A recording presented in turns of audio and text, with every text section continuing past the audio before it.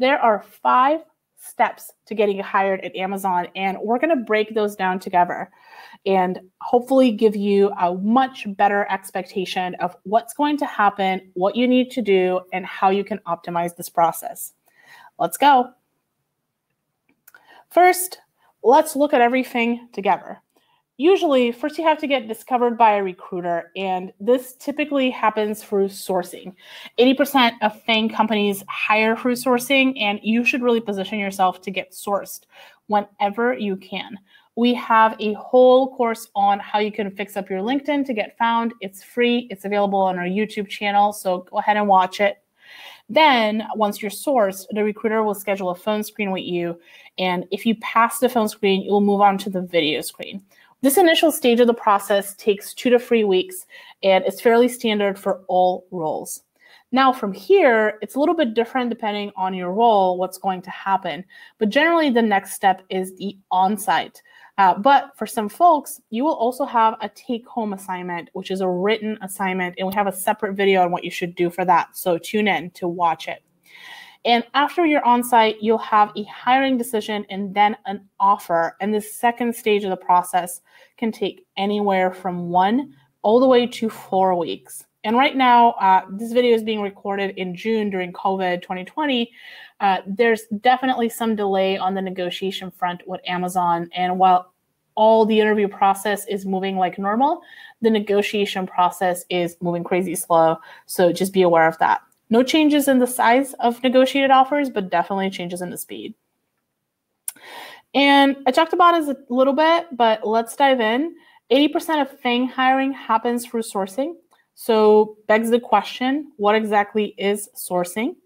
Sourcing is when recruiters go out and try to find candidates instead of just looking through the people who applied in the website. And there's a really important reason why recruiters source.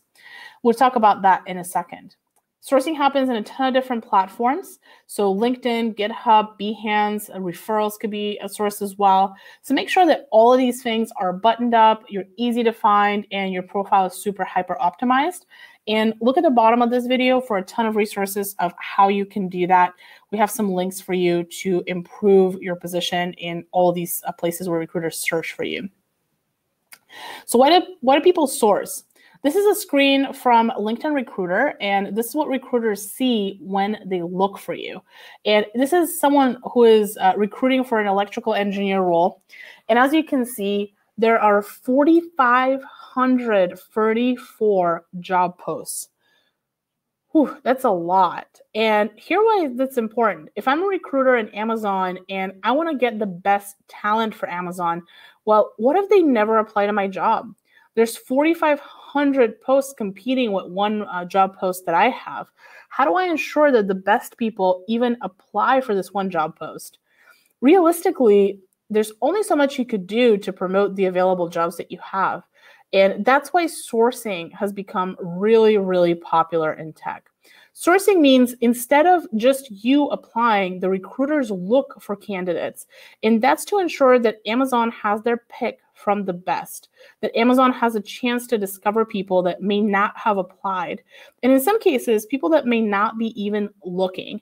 We have a whole LinkedIn workshop on how to improve your profile so you could get sourced and found in these searches. So you could look at that in any time at our YouTube channel. So let's move on talking about the rest of the process. When recruiters find you, you want to make sure that you're ready to interview. But if they don't find you, you also want to make sure you are proactively reaching out. So as much as they're putting in effort to source you, you should put effort to find them. And this is important because you need to be proactive in your search.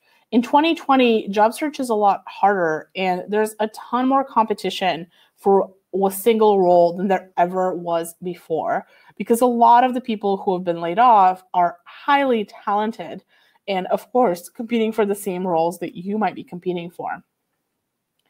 And one quick trick is to know which recruiter you need to apply for at Amazon. And this is something that's important because recruiters are busy people. They have sometimes dozens of roles to fill in a quarter. And so imagine For one role, maybe you need to look at a couple hundred people. So for dozens of roles, you need to look at thousands of people. And that is both tiring and crazy hectic. So if you're not reaching out to someone who is relevant to where you need to end up, even if they have the best intentions, they're just too busy to help you. And so you need to do some of that work too, guys. You need to find the right recruiter.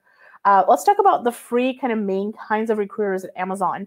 One is the sourcer, and the sourcer's job is to find you. So if you get a sourcer, make sure that they are sourcing for the same functional role that you're interested in. And sometimes at Amazon, because Amazon's so huge, some recruiters only do a certain country, some recruiters only do a certain team.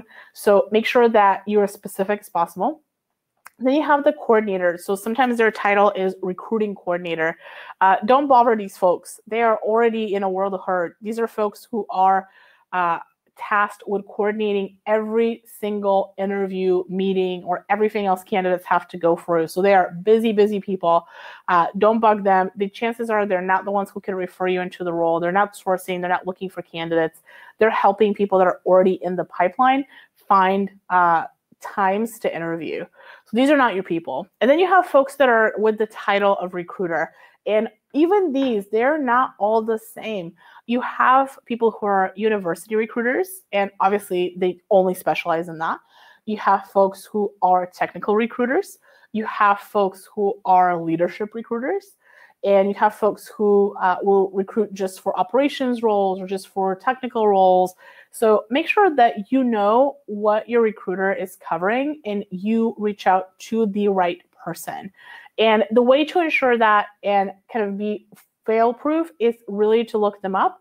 And when in doubt, pass, be respectful of people's time, find the right people, find the people who have indicated that in their profiles, reach out to them and target yourself to them. Pass on people that you are not sure about.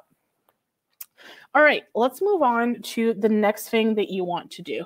You want to understand that they're specialized by team and by role. And you also want to make sure that they reply to you when you finally message them and spend the effort to have found them. Because, it'll take you probably a few days to make a good list of recruiters. And you want to make sure that that labor has been fruitful and you get a chance to get hired for these roles and get callbacks. So how do you write a message? Well, a lot of times this is where people struggle the most. So I'm going to show you what really, really works. This is kind of an anatomy of a message that you can send to an Amazon recruiter that's going to be effective. So I'm going to read it first, and then I'm going to explain to you why it works. Hi, Jane.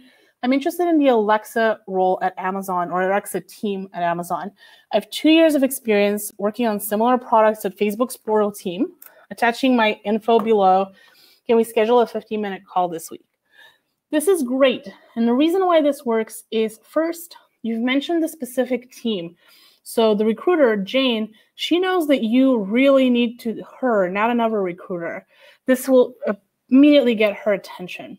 Second, you've tied in your experience, which is awesome. Make sure you're specific about why this team wants you, not just about you wanting the team. How does it work both ways? Make sure you attach your info. Make it really easy for the recruiter to put your information in the ATS. ATS is the applicant tracking system. So send a portfolio or send a resume, but limit yourself to one attachment. So whatever you think speaks to your experience best. And then have a specific and narrow ask. Something like a 15-minute time window is awesome. And at the point where you've gotten on the phone with this person, you're now in the interview process. So this is enough to get you an interview if you do it right. Now, where people fail a ton, and I really hate seeing this, is people will spend the time finding the right recruiter. They'll spend the time crafting the right message, and then it'll all fall flat because the recruiter will look you up and it'll look like your profile isn't well put together. So this is something that we really want to avoid. We really, really want to avoid. So spend the time to build up your LinkedIn. Spend the time to work on your personal brand. When people look you up, you need to look trustworthy and believable. Otherwise, this is just not going to work for you. So if you've tried this and it didn't work, it's because you still have foundational work to do on how you appear in searches and how your profile looks. And you're in luck. We have a ton of resources on that. They're all free to use. Tune into office hours look at the other videos on YouTube. There's a ton of information on how you could do this for free yourself. All right, these are the starting stages of what you need to do to get into Amazon. And next video is going to talk about how you can interview through the on-site, deal with the written assignment, and negotiate your offer. Here at Candor, we do salary negotiation for high-skilled professionals. So we would love for you guys to check us out in addition to looking for these videos. Let us know how we can help.